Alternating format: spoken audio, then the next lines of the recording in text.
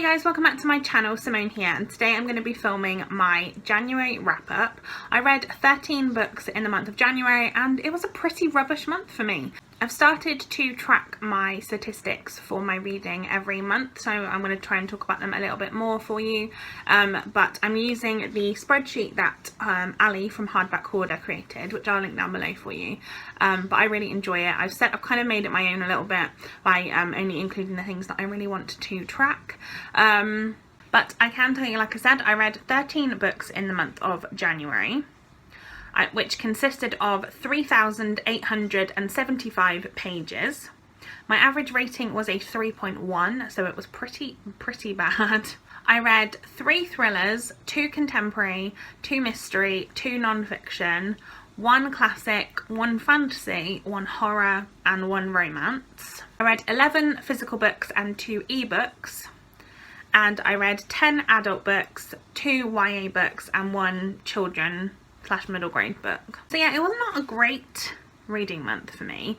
And obviously I'll go into a bit more of that here. But yeah, let's just go into and start with the first book I read. So the first book I read was actually my favourite book of the month, and if you've seen my January favourites, which went up on Wednesday, I'll link it down below, you'll know that this is my favourite. This was Everything I Never Told You by Celeste Ng. This is the first book by Celeste Ng I've ever read.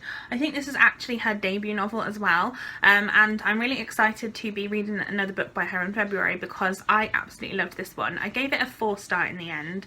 It's a literary fiction novel that follows a Chinese-American family with Marilyn being an American white woman and James being a Chinese man, and they have 3 children. Lydia is their favourite child, and they at some point in this book, near the beginning, they find well, they don't particularly, but Lydia's body is found in the pond, basically in the town lake, I guess.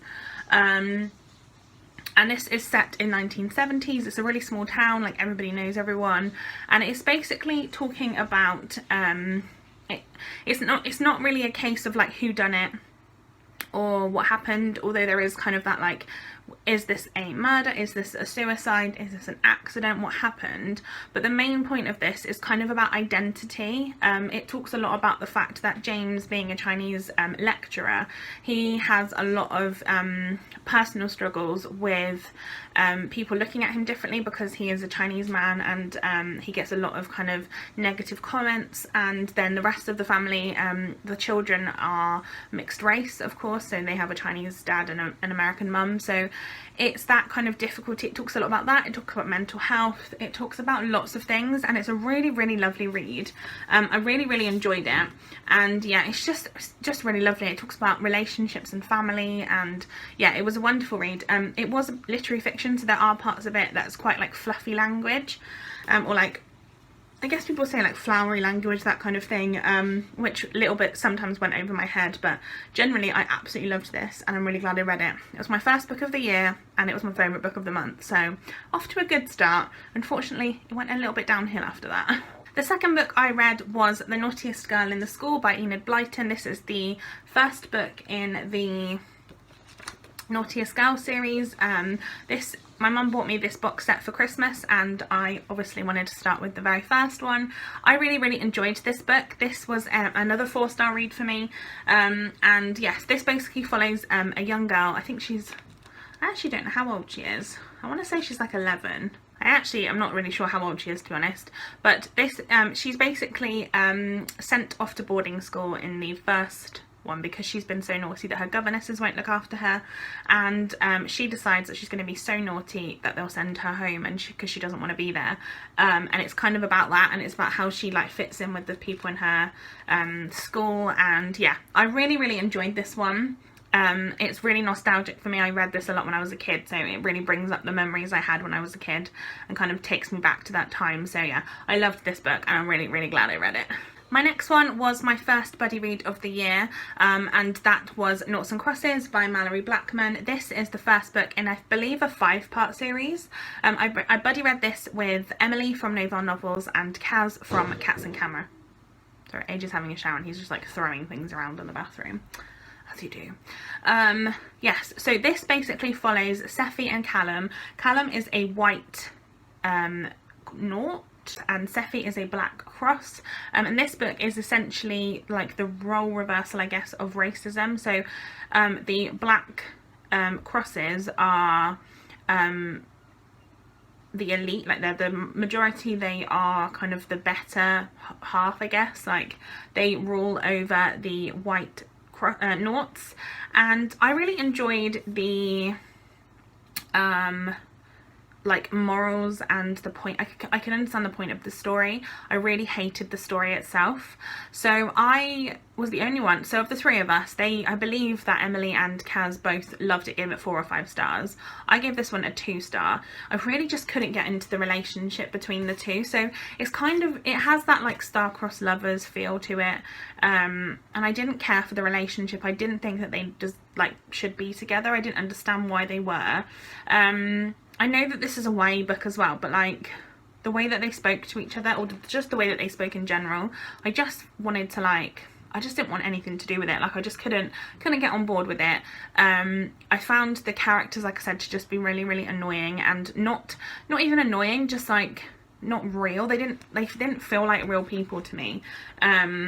Yeah, I wasn't a fan of this book, unfortunately. I'm glad I read it. Like I said, I do think that the morals and the reason why it was written, so at the beginning, well, at least in my one, there's a thing from Mallory Blackman in it. Like she's written a little thing at the beginning just to say like why she wrote it and how she came up with it and stuff, which I think is interesting, and I applaud her for writing a book that she felt was really important. And I do think it's an important like moral topic, and it's an important like look at racism.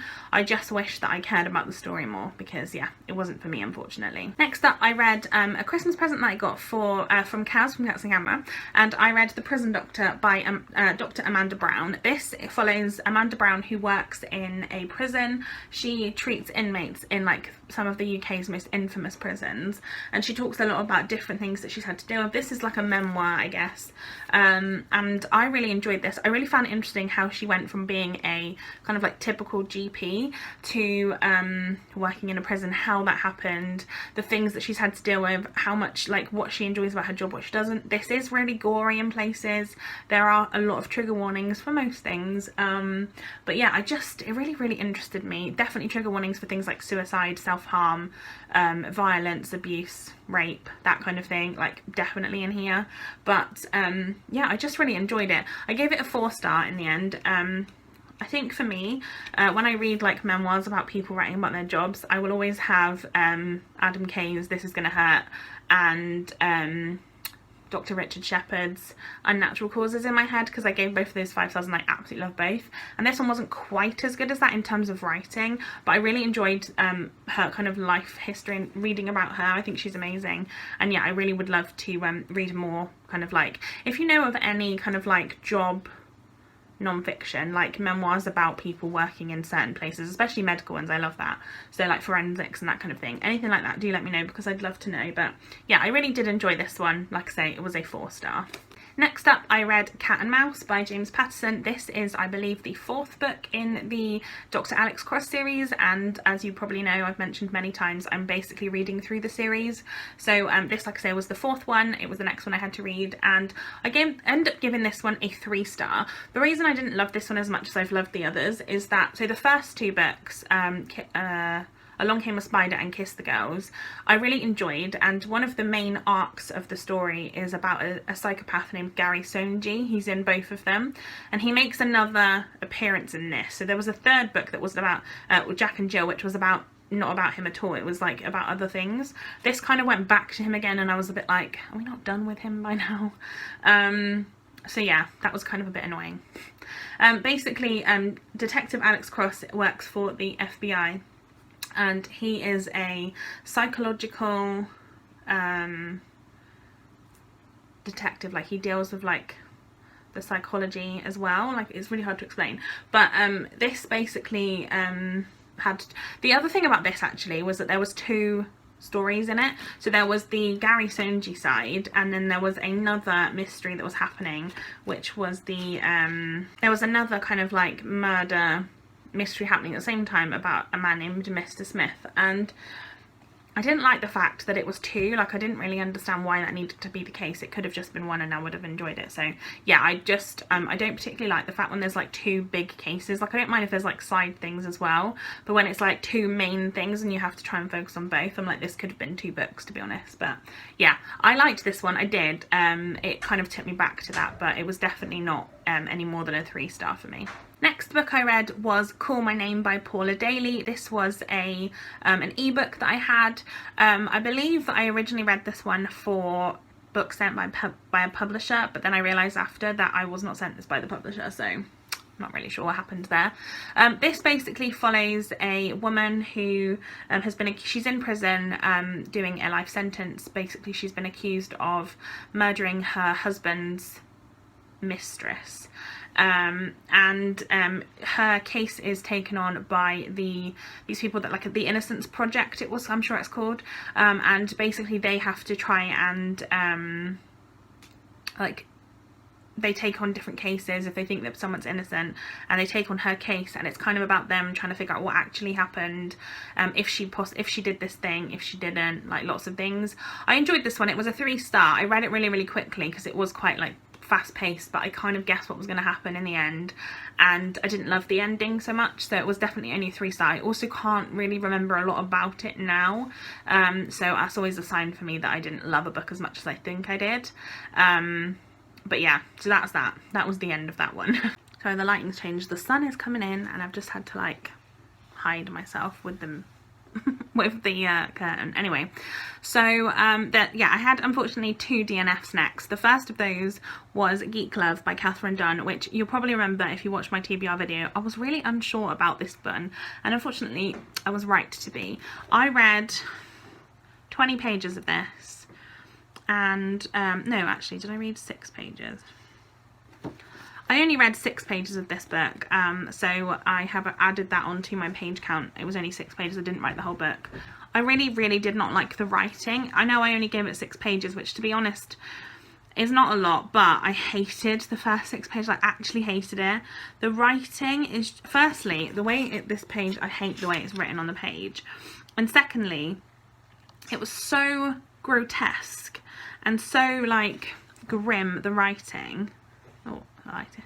That I just couldn't read it. I actually went, when I finished, or I decided to DNF it, I went to and showed AJ the bit that I just read and how gross it was, and he was just like, what?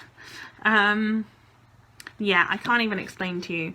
It was also a man, basically this follows a man and woman who work in a carnival, and the father is telling the children about their mother when she was younger, and how she used to, like, bite the heads off chickens and stuff, which in itself is not, like, I mean, it's gross, but it's not, like, a deal breaker, I guess. But the way that they were talking to these young children, like young children, and apparently the book itself talks about how she deliberately made her children, like, grotesque, so that there's, like, they have, like, magical powers and stuff.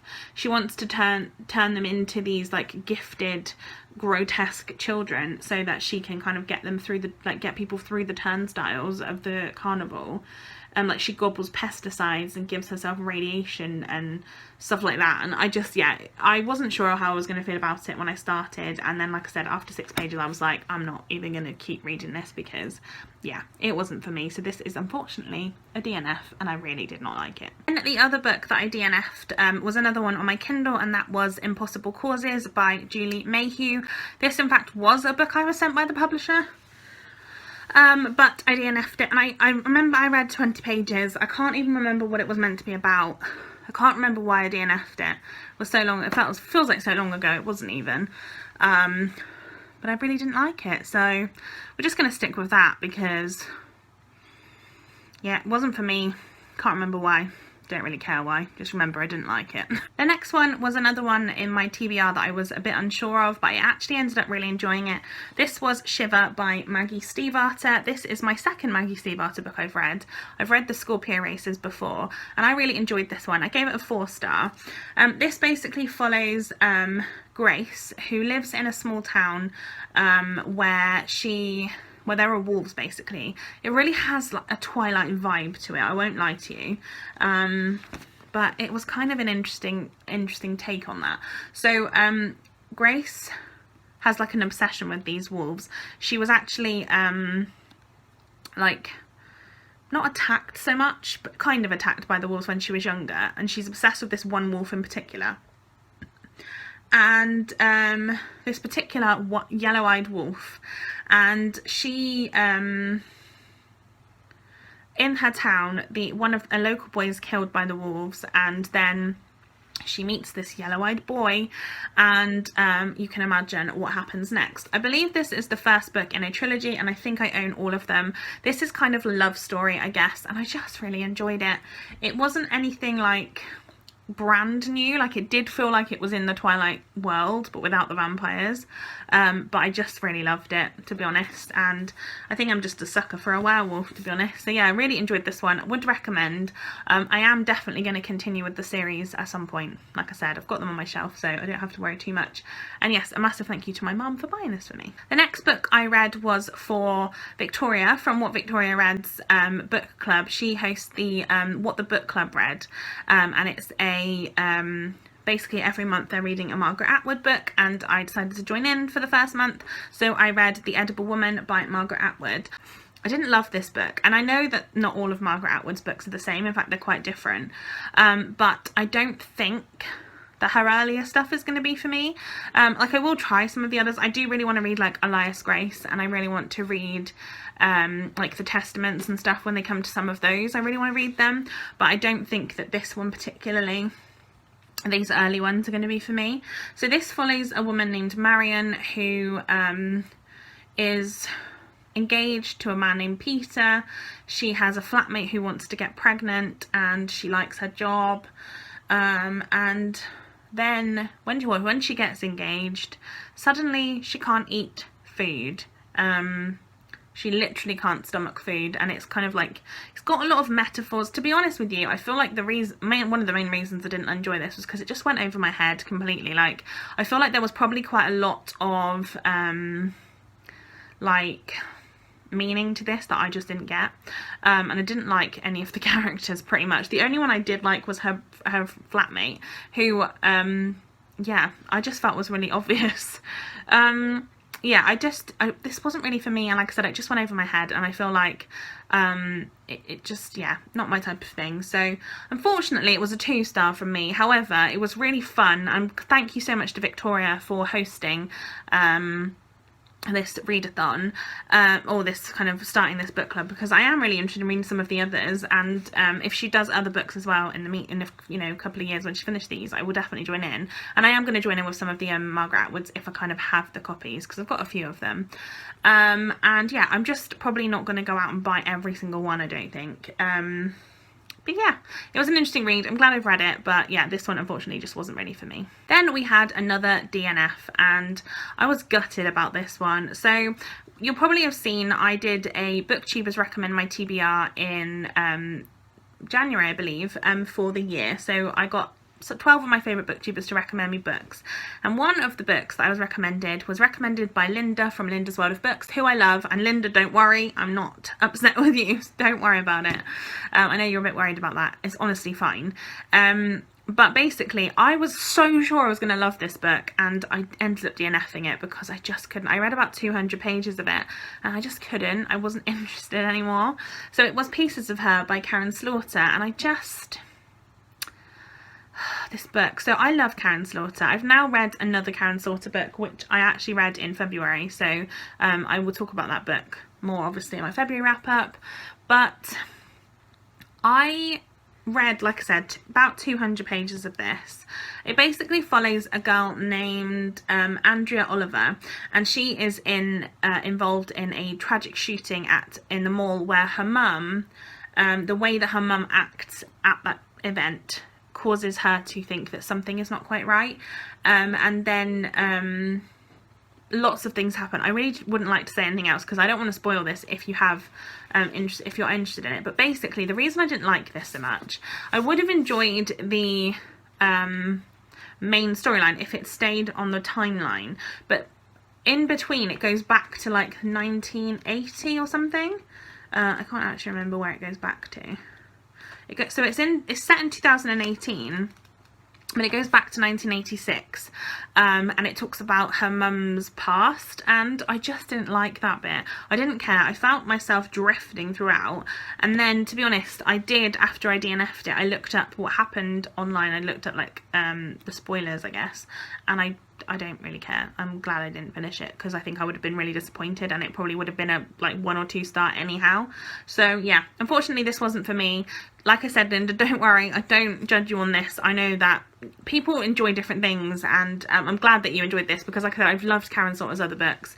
Personally, I just can't see how Karen Slaughter wrote both this book and Pretty Girls, which I loved. So yeah, not really sure how that happened, but this one wasn't for me, but I am glad that I've at least given it a go. Then the penultimate book that I read in January was another buddy read, and I read this with Laura from What Everyone Else Is Reading. A massive thank you to Laura. This was our first buddy read and I really enjoyed it. We read Her Every Fear by Peter Swanson, which is a thriller, and unfortunately this was another 2-star. Did not enjoy this at all. Well, not at all. I didn't enjoy it. It basically follows a woman named Kate Priddy who accepts an apartment swap offer even, from her cousin Corbin Dell. She moves from London to Boston. He moves from Boston to London because he has a job thing, and she's basically going to live there for 6 months. And then just after she arrives, like the next day I believe, she finds out that Corbin's next door neighbour, Audrey Marshall, is dead and may have been murdered, and potentially her cousin has something to do with it. And right, the premise of this sounds really, really interesting. I really would have enjoyed it. So what I didn't love is, so Audrey has had a pretty brutal past. Like, she's had something that's just really stuck with her. It's really scarred her, and she has this thing where there is never a communication issue with her, because she blurts out everything. She doesn't ever tell a lie, not even tell a lie, she just doesn't keep things to herself, like, ever, even when it would make sense to. She literally just shouts about everything that she's doing. Like, the police officer asked her something and she literally just told him like everything in her life basically, and I was a bit like, that's not the way that things would happen. She was just really naive, and I didn't like her character. I felt like the answer of what happened was so obvious from like halfway through, and then that is like, I was thinking there must be a twist, there wasn't a twist, that was what happened, and I was like, oh. Also, this is told from multiple perspectives, and I didn't like that. The way it was written, it doesn't tell you whose perspective it's from so much. Like, it's not from like, I said this, it's definitely told from different people, but it's told in third person. But like, you basically, so essentially, like, say it was talking about from Kate's point of view, and then the timeline would happen, and then all of a sudden you'd go back to like a few hours before or something, and you'd have someone else's perspective going through the same thing, but from what they could see, and I felt like it was just really repetitive. I really don't enjoy that. Yeah, this wasn't for me. I would definitely read more from Peter Swanson, because I think his premises was great, and I don't know if this book was just a one-off, and maybe I'd really enjoy, I think he wrote The Kind Worth Killing, which I've heard good things about, so maybe I'd give that one a go. I do also have just been approved for an arc of 8 Perfect Murders, which I think Nicole really enjoyed, so potentially this is one I would try that one as well, because obviously that's by him, so maybe I'll enjoy that more. But yeah, this one unfortunately just really didn't do it for me. And then the final book I read for the 1000 Pages Readathon, so this was, in fact I finished Her Every Fear for that as well, so that's a readathon that was hosted by Victoria, which again I would have linked her down below. I'll also link my 2 reading vlogs that I did for that, because I did my first vlog this month in January and really enjoyed that. So I talked a lot about my thoughts of the books as I was reading them, so this is definitely one of them. In the first reading vlog I finished this one. So this is called The Midwife by Jennifer Worth. This is a book that I really enjoyed, but I did only give it a 3-star. Oh, I gave Her Every Fear a 2-star, didn't say that before. So this follows Jennifer Worth. Is her true story of her growing up in the East End in the 1950s as a midwife. So she starts off, she moves to, where does she move to? I've forgotten what it's called now. She moves to Nonata's house, which is a kind of it's not a convent as such, but it's a house where a lot of the nuns live and work, but the midwives live with them and work with them. And this is obviously based, the TV series called The Midwife is based on this book. This is the first in, I think, a 4-part series. I read the 3rd one, and it was in my least favourite books of last year. Again, I'll link that below. Which I read with Emily last year, and we really want to read the 2nd book, but I had to finish this one in order to do that. And I did like this one. It is more midwifery based, which was what my problem with the 3rd one was, is that there was not as much midwifery as I was expecting. But I think for me, I kind of think I would prefer with these books more midwifery, less like place setting. I felt like it was talking a lot about the things that were happening around the area. Now, I'm not saying this isn't about the midwifery, because it definitely is. And also, it just felt like this book took me ages to read. Like, it's not a very long book, it's like 300 pages or so, but it just felt like it took me forever. There's definite trigger warnings in this for obviously birth, stillbirth, miscarriage, death, violence, like a lot of things. But yeah, there was something about it didn't have the sparkle for me that I was hoping for. I am still looking forward to reading the 2nd one, which I'll be reading with Emily. I think we're reading it in like May. We've like planned our buddy reads up until like July at this stage. But yeah. So I am looking forward to reading the other one, but this wasn't my favourite series, and I just think maybe this isn't my favourite series in general, so yeah, we'll see. Glad I read this, glad I've read it, not necessarily in love with it though. And there you are, that is the 13 books I read in the month of January. Let me know in the comments down below if you've read any of these and what you thought of them, because I'd love to know. Let me know if you had a rubbish reading month too. Was it just me? Luckily, I'll give you a little spoiler. I've so far read, I think, 4 books for February so far, and I've definitely given at least 2 5 stars. So that's good, right? That's, you know, we didn't have any 5 stars in January, so I'm glad that we finally got some. So yeah, I've had a better reading month February so far, but let's hope it continues. Give this video a thumbs up if you enjoyed it, and subscribe to my channel if you haven't already, and I shall see you on Monday for another video. Bye guys!